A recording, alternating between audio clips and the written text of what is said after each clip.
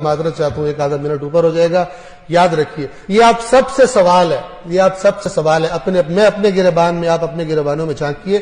میں کہا کرتا ہوں، ایک مثال دیا کرتا ہوں، اگر کوئی آپ کا نان مسلم غیر مسلم دوست بنے اور کہے میں اسلام سے دلچسپی پیدا ہو گئی ہے میرے دل میں اور میں اسلام کو پڑھنا چاہتا ہوں، مجھے کوئی کتاب دو اسلام کو سمجھنے کے لیے، لیکن کتاب ایسی ہو کہ جس کو ہر فرقہ مانتا ہو، کیونکہ مجھے پتہ چلا ہے کہ تم لوگ مسلمان فرقوں میں بیٹھے ہو.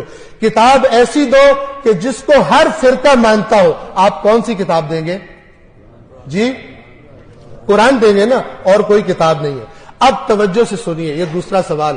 اگر وہ آپ سے پلٹ کر یہ سوال کرے کہ اسلام کو سمجھنے کے لیے جو کتاب تم نے مجھے دی ہے، تم نے بھی اسی کتاب کو پڑھ کر اسلام کو سمجھا ہے یا نہیں؟ آپ کیا جواب دیں گے؟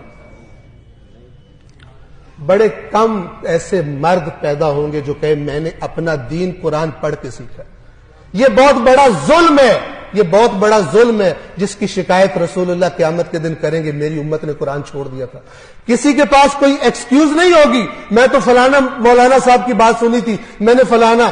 اللہ کہے گا میں ہر مولانا سے بڑا تھا، تم نے میری بات کیوں نہیں پڑھی، تم نے میری کتاب کیوں نہیں پڑھی؟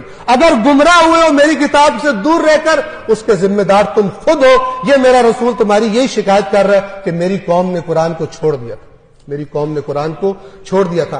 اگر یہ قوم قرآن پڑھنا شروع نہیں کرتی تو پھر اس قسم کے مسخرے اور بندر آ کر اس ممبر پر ناچیں گے، جس طرح رسول اللہ نے بتایا تھا کہ میرے ممبر پر بندر چڑھیں گے اور یہ پیسے لے لے کر گمراہی اور شرک اور کفر اور 2 نمبر جنت کے ٹکٹ بیچیں گے، اور لوگ سمجھیں گے ہم جو کرپشن بھی کرتے رہے، خدا کی نافرمانیاں بھی کرتے رہے، ہماری جنت پکی ہے. یہ وہی بات ہے جو یہودیوں کا عقیدہ تھا قرآن نے بتایا ہوا.